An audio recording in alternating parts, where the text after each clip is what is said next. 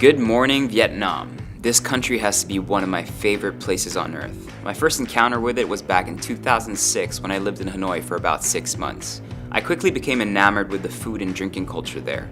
Back curtain on plastic stools, too cheap to believe beers, a mountain of herbs, and a happy bewilderment each time a dish was put right in front of me. Saigon is a type of city I could come to each weekend just to eat. We try to make this show not just about food, but in a city packed with delicious aromas wafting through the air and side stalls at the corner of every street, it's tough to focus on anything else. Saigon comes off as hot, brash, and unfriendly to most travelers looking to immerse themselves in an Asian country, often becoming a quick transit stop for the regions of Da Nang, Nha Trang, Hanoi, Hoi An, or even Phu Quoc. It has a strong, chaotic face that hides well the deep and rooted ethos of a nation. While probably not the best place to travel to with children, if you are a group of adults hungry and willing to walk through millions of motorcycles at every street crossing, get your senses ready because they're about to combust.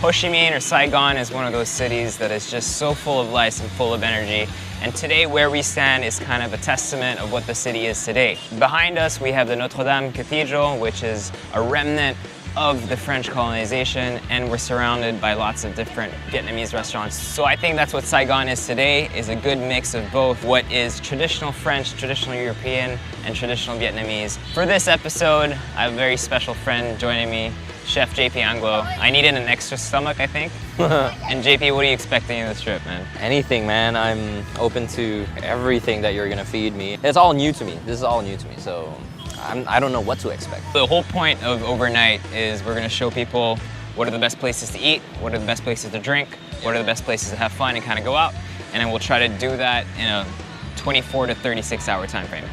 You up for it? Let's get to it. You will land at the Tan Son Nhat International Airport, which is located just 6 kilometers from District 1, so it should take you without traffic about 20 minutes to get into the city. Refreshing in Asia. However, the new airport is planned to open in 2020 and is located 50 kilometers from the city, so come to Saigon now if you can. If you need some quick cash and in need of the dong, airport exchange rates are usually quite decent. So we are now in Saigon, and a lot of things you have to remember when you land at the airport in Saigon. The best way to get to the city is a taxi, but there are so many different scams and it can be a little aggressive. So use two different types of companies that I usually trust, the Mylin and the Venus Sun company. You can see their colorways, identify them, and use them. So this time around we actually decided to book our hotel, or our room rather, through Airbnb. So it's right here on my app, so we're checking it right now. What's cool is that you have a Google integration for Google Maps, and you know exactly where it is. And yeah, it was just really simple to book. I was talking to this girl called Han, and she set everything up for us, and the place looks awesome, and I'm sure we're gonna meet a lot of cool people over there. This time around, we decided to stay at the trendy, artsy boutique hostel, the Common Room Project. People from all over the world coming in and out, adding to the friendly house ambience. It made us feel as if we were living temporarily with a bunch of travelers. This makes it easier to share experiences and figure out what's not to miss in the city. Now I know it may seem typical, but the first thing I had to do was eat something out of a bowl. I've tried pho all over the world, but there's something about eating it in Vietnam that will never be matched. Outrageous humidity, cold stainless steel tables, and lots of pointing to be understood. So what better way to start our trip in Saigon but with a nice hot piping bowl of pho. I think it's JP's first time, so he seems to be really excited about it. And this is one of the best places for that. Just get the bowl with all the meat inside and kind of just enjoy it as much as you can. I'm so excited, let's get to it. Now there's always going to be a debate as to who sells the best bowl of pho. Honestly, they are all better than what you're probably eating right now. Other places I've enjoyed in the past are Pho Dao for northern style pho, pho hong for southern style pho, or pho phuong. We got the standard pho, which is basically all like, I think 4 meats inside. You've got tendons, you've got brisket, obviously, which is the most traditional one, and then always served with like a shitload of herbs and bean sprouts, which I love because these things are so aromatic. And I don't know if you've ever tried the Vietnamese limes, but they're so sweet and so tasty. Usually they serve it, so you have chili, fish sauce, soy sauce. I love putting this like deep red chili, so good. It's about to be fire in my mouth. All right, I'm going for it. So JP, as a pho virgin, wow, first impression? Meaty and done with a lot of soul. Right? You can tell that they cooked it for a long time. And look at how they braise the beef.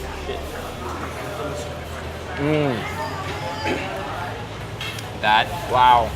That was really good pho. That was legit. So people you know may not recommend walking around because of all that heavy traffic, but I see it as an adventure.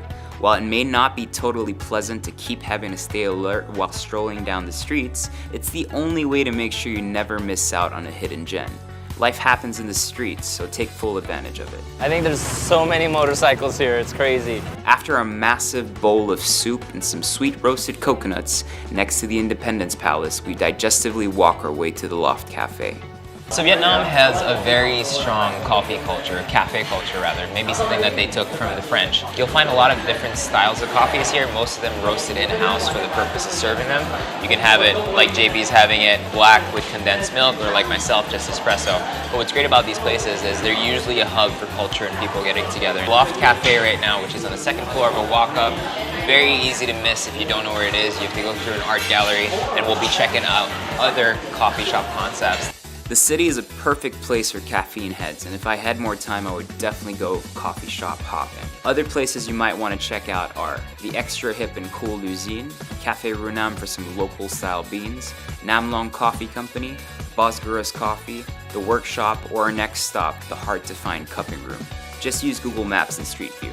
It's pretty funny how nowadays, wherever you go in the world, you come to these third wave coffee shops and you find the same type of people that come here, the same like-minded people. I like to travel, but then I like to find things that are familiar. Yep. And everyone kind of has their own version of it. Yep. So this was a place called the Cupping Room, so it's a second floor walk-up.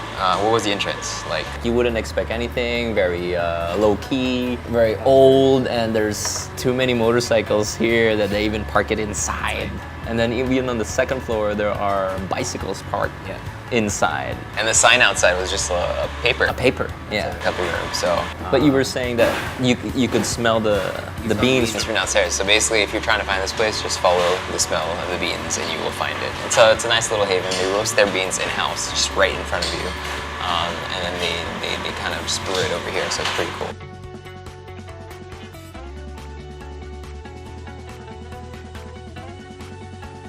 Not only that I'm eating and drinking so much coffee, I'm also learning lots about history and about life with Papa Erwan. And it's amazing when I'm with him. All these chicks look at me all of a sudden. Spill over, basically.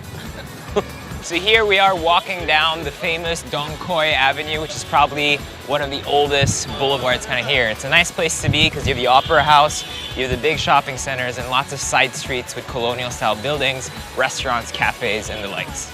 So if you manage to pull your way out from all that eating, and if your stomach needs a much-needed rest period, take a stroll down District 1. It's the best place to see all the big monuments of the city. The post office designed by Gustave Eiffel, yes, the Eiffel Tower dude, the Fine Arts Museum, the City Hall, the Notre Dame Cathedral, the Independence Palace, or even the City Museum. Having worked up an appetite yet again, we set off into another food adventure. It's important to come to Saigon with a few notes of what are the must-try dishes, and to always try to leave some space for something unexpected. Here we go for a boon dish. Boon is basically anything with rice noodles in a bowl with a bunch of different toppings. So JP and I here, we're about to have bun tit nung, with apparently is 2 different types of pork. So we have pork shoulder, and we have some sort of pork sausage, which they're both marinated in lemongrass, soy, ginger, lots of the classical flavors. And apparently there's a secret ingredient that Madame here doesn't want to tell anyone. So these are like many of the lunch ladies in Saigon, which is pretty cool. They're here. She's been here for 40 years. Yep. 40 years making one thing and making it really well.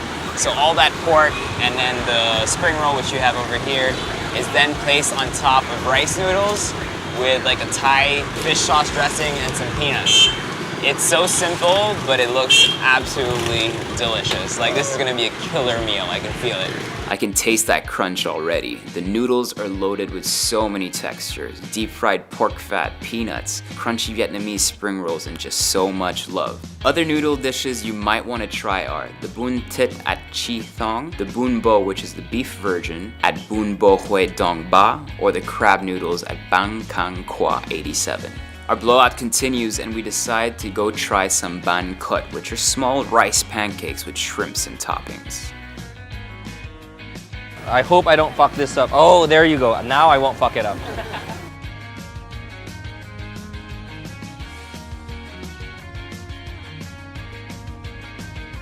I thought that all those herbs were gonna overpower the meat, but it's didn't. Like, there's so many layers of flavor. The batter, and then you have the seafood, then you have the shrimp powder, the greens that you put on top, the fish sauce, the chili, the papaya, like 6 herbs. But it's still simple, right? Yep, but delicious. Wow. Next stop, we head out for some ban kwon. All right, so we're on our third food stop. Yep. Must-have staples that we're trying to go through. So here we have ban coin in front of us, which basically means ban means anything made with flour, so rice flour in this case. So the lady over there you saw, like, she made a really cool mix, Like crepe. crepe of rice flour and water, put it over like a cheesecloth over a steam pot, and so she makes this really thin layer, which is really nice, and then fills it with like pork, mushrooms, and stuff. And then they served us a fermented, I think it's called nam, if I'm correct, or nam. It's a fermented pork sausage, so it's raw pork wrapped in guava leaf with some vinegar, some sodium, just to kind of solidify it. It's nice and sour. And then finally a rice flour cake filled with coconut, and then little local Vietnamese pork hams. 2 kinds of tofu. 2 kinds of ham. Oh, ham. This is made out of pork. So it looks like tofu made out of pork. The non-traditional one that we have here, this skin is actually made out of cinnamon. That's what Seriously? she was Oh, telling okay. me. All right, let's try it out. I know this may seem like a lot, but I'll give you some other places you might want to try to check out along the way. The egg pancake ban seo at the famous 46A ban seo, probably all the crab dishes at Quan 94. The blood sausage at Quan Lone is amazing, or even the delicious suckling pig at Lang Nuong. So we're in front of the Le Phang Tam Park. It used to actually be an old cemetery turned into a park. We're here to try out the papaya lady, or she's known as the papaya lady, a girl whose papaya salad has become so famous that sometimes she sells over 100 kilos of papaya. She's been doing it for 27 years, and because of this little business, this little stall you see behind me, she was actually able to send her son to university in the States. Little stories like that make you happy. So she's either at her cart in front of the park, or she has people going around the park with pre-prepared plates. If I were you, seek her out. We were there around 5 p.m. and things were in full swing. It has some awful beef jerky, fresh papaya, and lots of crunchy textures and flavors. No trip to Vietnam is complete without a banh mi. So now we're here at the very famous Ban Mai Thuat banh mi place. Ban my twat. Is that what just can you just take one. just You should pronounce it. all right, if you can see, there's so many people lining up, and everyone here is a local. We're the only foreigners here, and what's special about this place is that they put 7 different types of ingredients in the banh mi, right? Different kinds of meat, cold cuts, pâtés. So there's pork cheek, pork belly, some sort of ham. There's pork floss, cucumbers. This is, what's it called? Hikama. Then you have a pork pâté. Then she put some margarine in there, and then these are little spring onions. Yep, and the bread, right? Flaky bread. They actually toast their bread, so it's nice and warm and flaky. Yeah, they toast it a la minute. Oh, sorry. You just wanted to say that, chick. I'm not doing that. So we forgot to mention a while ago that the good people bringing us around today with the private van are the people from Back of the Bike Tours right here. We'll put up their links and everything. Awesome tour. They can kind of actually bring you wherever you want to go and whatever you want to try. Just let them know and they'll modify it for you, which is pretty cool. Go home, take a shower, and be awakened by how the city just changes at night. If you're tired of eating out on the street and in places with no air conditioning, I personally don't see how that could be, but some other more upscale options would be Madhouse, the Secret Garden Restaurant, Refinery, Quanbi for some local cuisine, Trois Gourmands, or Saigon Lookout.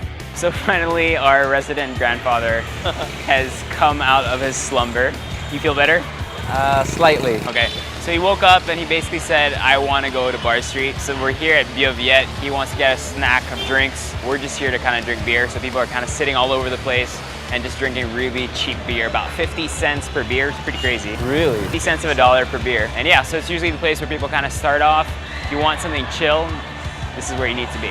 If like us, you've had your fill of food and just want a nice stiff drink, Saigon has multiple watering holes to offer. From upbeat bars like Blanchy's Bromo Bar and the Pasteur Street Brewing Company for some nice craft beer, to hip and happening party setups at Chill Bar, Glow, or Lush. If your night stretches out to the wee hours, you can always count on the Underground Observatory for a down artsy beat of the city, or the always confusing Apocalypse Now. There are just so many options, so we just decided to ask some people who live here what they like to do in the city.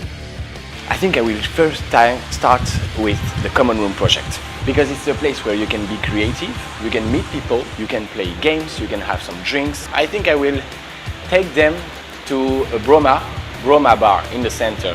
I guess I will go to Lush, because it's the discotheque in the area. I will talk about Outcasts. I really like this place. It's a place in District 2. And it's a bit underground. There is some empty wall to draw on it. It's like free entry for artists and stuff if they want to do something there. I will talk about Hum, a vegetarian restaurant. It's on Vauvantan Street in District 3. And yeah, it's quite good vegetarian food. Tried many times. Big fan. I've been in Saigon for 1 year and eight months now. A lot of people don't know that when they hear Saigon, they think Vietnamese people, Vietnamese food, but Saigon is actually a very international city with thousands and thousands of expats. There's this place, some people know about it. It's called the Lunch Lady, and she is located in District 1 by the river. She has a menu which consists of different soups every day, traditional Vietnamese soups. She got very famous through Anthony Bourdain. Sunday morning. If you have a whole day in front of you, I would highly recommend taking a day tour of the Mekong River or diving into the underground of the Cu Chi tunnels used during the war. You could also have a look at the Jade Emperor Pagoda or the Vinh Nhem Pagoda. So District 2 is a little bit more laid back and spaced out than the districts surrounding the center. It's a good peek on how the expats live, and if you ever decide on moving here, it'll give you a good indication on what to expect. It's filled with lots of good coffee shops, restaurants, and boutiques that could actually call for a full day of discovery. Alright, so we're here at District 2. Erwan took us to the posh side of Ho Chi Minh. This is where all the expats live. It's very refreshing to be here after all the street food that we've been eating. You guys stayed. I left early because I was a little bit sick. I ended up having a bowl of pho with my motorcycle driver, Yong. I'm so jealous that you got to do that. And it was so cool because literally it was by the street, so random. I go, hey, let's have pho. And he goes, massage? I go, no, pho. Maybe he thought you meant prostitute. That's why. Did you say pho or pho? I kept saying pho. Okay, for people that don't know, pho means prostitute and pho means the soup, right? Yeah. Okay. But anyway, it was a good meal. We bonded in some ways, but we didn't really talk. But we just looked at each other and kept saying, good, good, good. We had one last stop to make. We tried to go back to that banh mi place just because we wanted to hoard a bunch of sandwiches to bring back to our friends in Manila. Unfortunately, just like many street vendors and street side restaurants in Saigon, it only opened after 3 p.m. in the afternoon. So we set out on the Bourdain path and paid a visit to his favorite lunch lady, even though it wasn't on the same day that he tried it, so we didn't get the same dish. Like every good stop in Saigon, you cannot come to the city without trying the lunch lady. Made popular, of course, by Anthony Bourdain. As we've been seeing, there are a lot of different lunch ladies and these kind of shops where people just pop up here and there. So yeah, we're here every day. The menu changes. We're here on a Sunday. It seems to have some sort of an egg noodle, like a mami noodle, some pork as well. So it looks really good, really flavorful. All these nice condiments. Everyone here is really lovely and really nice. So I'm super starstruck again. that I was able to sit down with Han, the lunch lady. I'm a big Anthony Bourdain fan, and I've seen this online, and I can't believe that I'm here. Thank you, Erwan, for taking me here. Each time I leave Vietnam, my hunger pangs are satisfied, but I get hit with such sadness, knowing that I will not encounter that level of food until I come back again. Saigon is, in my opinion, a beautifully crazy Asian city that finds itself in the full upswing of development. With the rise of consumership, the erection of tall buildings, and the expectations of a nation's promise, the Vietnamese people are working hard at becoming a strong economic and cultural player in the region. Each time I come back, I experience something new, yet I feel like nothing's changed. A certain magic touch of combining both the unexpected with the wonderfully familiar. I will be back, because I always come back. Make sure to stay tuned for our next episode. We rent out a pimpin' apartment in Kuala Lumpur, explore the city's different cultures, and eat probably one of the spiciest meals of my life. Sweat and tears, but it's all worth it. Make sure to follow me on Facebook, Instagram, Twitter, and Snapchat for updates and behind-the-scenes pictures and videos. Also, don't forget to subscribe to my channel. We would like to thank Access Travel and Tours for making this trip possible and organizing all our logistics for us. Check out their site for more information. So Overnight Saigon was brought to you by our good friends at Cebu Pacific, and here's a quick travel tip from them. As you know, when you come to an airport, you can expect a lot of lines. But people are usually quite lazy, so it's really easy to just look for the shortest line by going to the place that is furthest away from you. The more distance you have to walk, the less you need to line up.